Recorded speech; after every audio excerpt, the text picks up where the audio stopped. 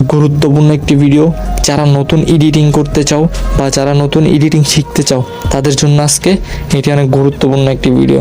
তো ভিডিওটি যদি একটু মিস করো তাহলে এডিটিং শিখতে পারবে না, আর যদি ভিডিওটা সম্পূর্ণ দেখো তাহলে ধরে নাও তুমি এডিটিং কিং হয়ে যাবে। তো বেশি কথা না বলে ভিডিও শুরু করা যাক।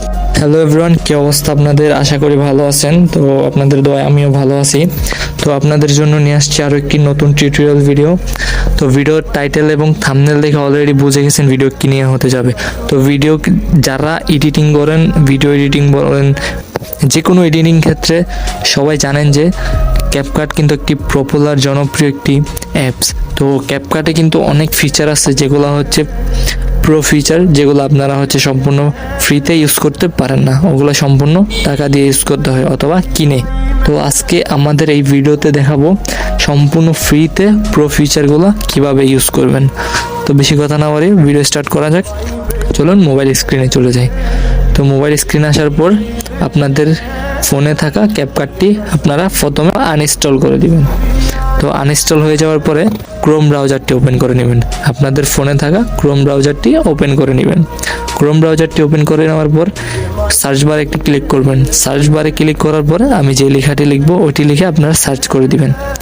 তো সার্চ করার পরে এখানে দেখবেন প্রথমে একটি ওয়েবসাইট চলে আসছে। তো প্রথম ওয়েবসাইটে ক্লিক করে ওয়েবসাইটে চলে যাবেন।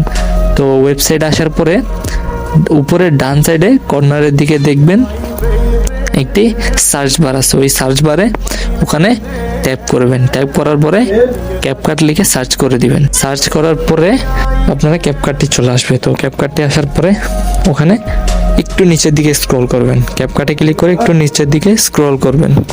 স্ক্রল করার পরে মোর বাটনে 2-3 বার ক্লিক করে স্ক্রল করে নিচের দিকে আসবেন। নিচের দিকে আসার পরে মোর বাটন দেখতে পাবেন। মোর বাটনে ক্লিক করবেন, একটু নিচের দিকে যাবেন।